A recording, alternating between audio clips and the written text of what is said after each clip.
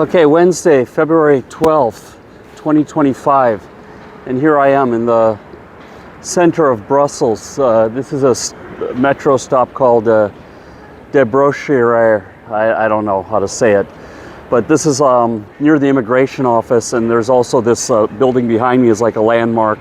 There's some new luxury residential and office complex. So, since my last video, what have I been doing? Been getting checked in, registered, and everything. So we had the police officer visit yesterday. He came over like twice. First he dropped a letter in the mailbox that he was in a hurry, and then he said I can call him back. He came back later. I guess they checked to make sure you live there, but he only did it for me, not my wife and daughter. So apparently I get immigrated first since I have the EU passport, and then they do a follow-on to me, and I hope theirs goes faster than mine. So that's where we are now. And then I got a call. I just came back from the bank, actually. I have to open a bank account. I start my new job on March 3rd, so I have to get a bank account and a company set up, something like a Ukrainian FOP, just a simple flow-through company where the money just, you pay taxes and then you get the rest. But I think you miss all these like chances for deductions and dividends, but it's much cheaper, much more easy to manage. I probably will go, if we stay long-term, go to a corporate setup, because then you can expense more things, like I think office space and all this sort of things you can expense before you pay yourself. But it is definitely, like one accountant wanted 3,500 euros to set up this kind of an entity. And this is just like I don't know, in US they have like a LLC, sole proprietor setup, where you can get all the benefits of a corporation, but it's light. It's just meant for one person. It's definitely more pricey here for that setup, but I'm gonna just do the single company setup here.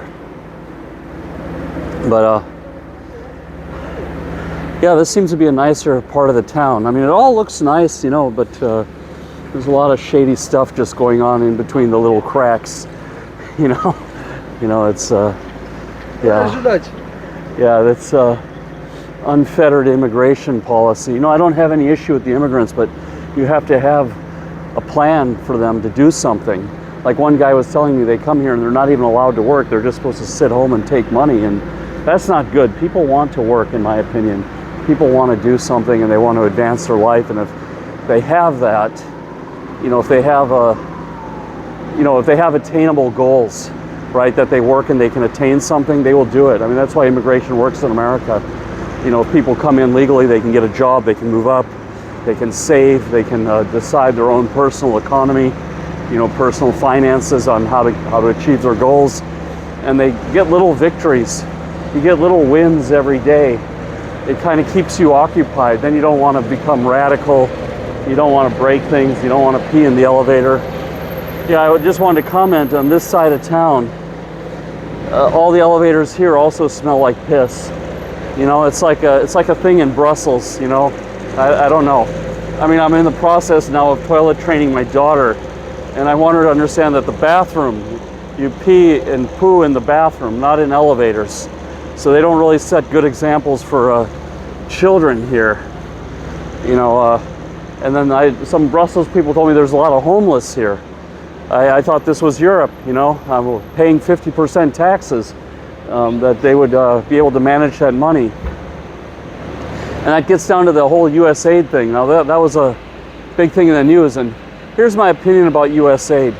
If they are doing anything else other than eradicating or spreading, stopping the spread of infectious diseases, that's number one, stopping the spread of infectious diseases, passing out malaria pills or, vitamins and all this stuff that help stop the spread of disease, vaccines, whatever, doing the distribution for that.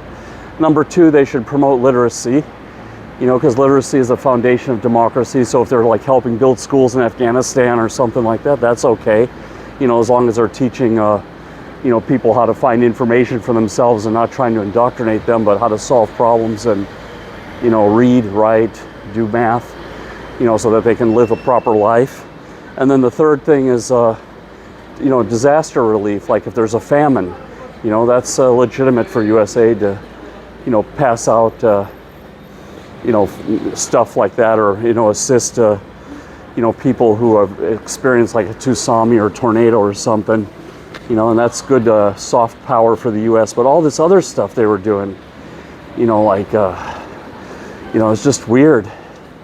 You know, you can go in the news and look for yourself. I don't even want to name all the stuff they were doing, but I mean, like all this gay stuff in Serbia and gay stuff in Guatemala, transgender stuff in Guatemala. This doesn't do anything to advance the U.S. agenda. You know, this does absolutely nothing. So I'm on Elon's side with this. You know, we got to gut these agencies, you know, and they also refuse to cooperate, you know, with the new administration. I mean, they're just like a bunch of kids, you know, and they're gonna reap the consequences. So I think Department of Education is next. They haven't really done anything. You know, the U.S. education system was pretty good before 1979. You know, so I'm not sure what benefit they've added, but U.S. education has been on the decline. I mean, I'm working in an ed tech company, and I mean, it just, education in the U.S. is a mess.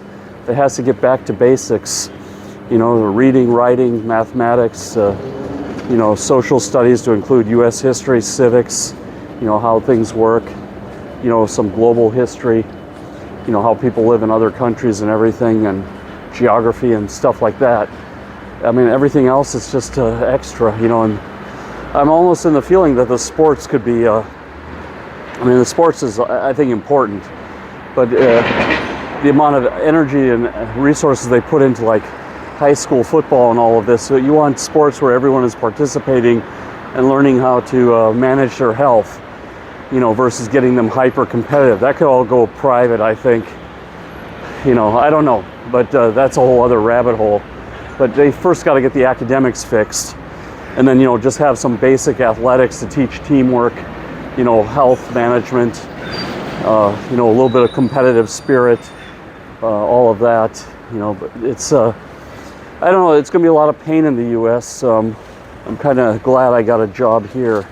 I'll sit it out here for a year or two, maybe 3. Should be in a job at least 3 years minimum, and then see if they'll let me transfer to the U.S. It's an American company where I'm going to start working next, so I can get a transfer there. But yeah, so you can see we moved to a better section of Brussels. This is pretty close to where I'm living. I'll do an apartment tour one of these days, but you know, I got a 1-year-old, and she's like a little tornado, you know. We organize everything, and she knows how to work latches, doors. She's already, she's really smart, you know. So yeah, but one day you'll get that tour. Oh. And yeah, so we are just going through this registration process now. It's been 1 month since we've left Ukraine, and who knows what's happening there.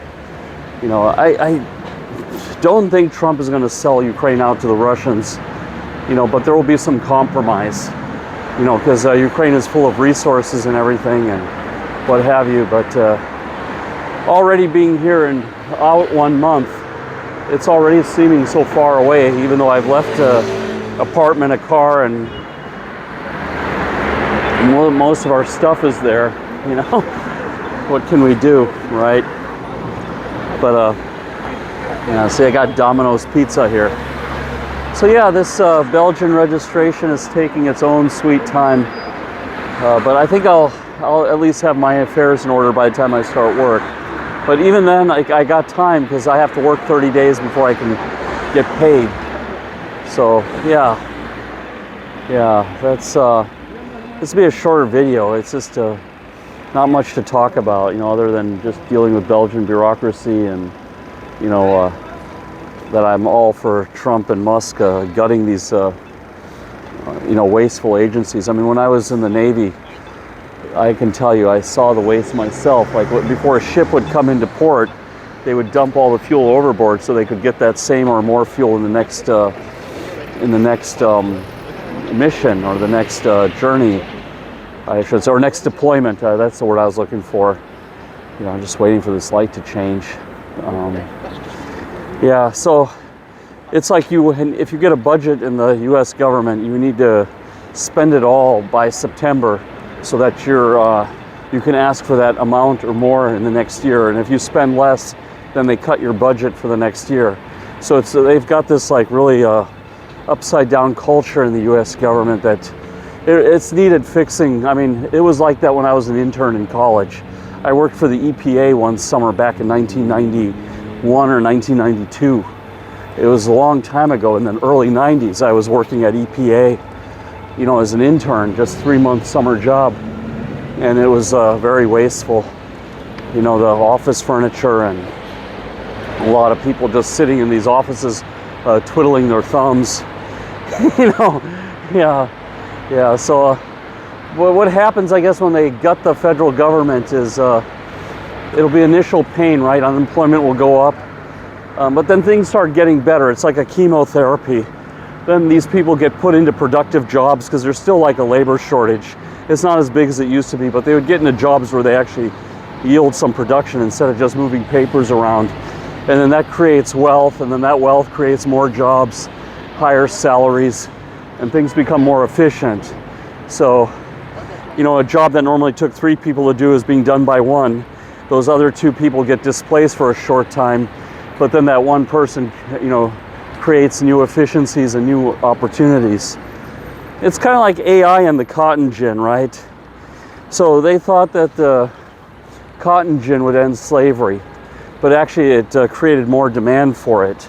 They started, so the hardest part about cotton was taking the seeds out of the cotton, but the cotton gin did that, took all the seeds out.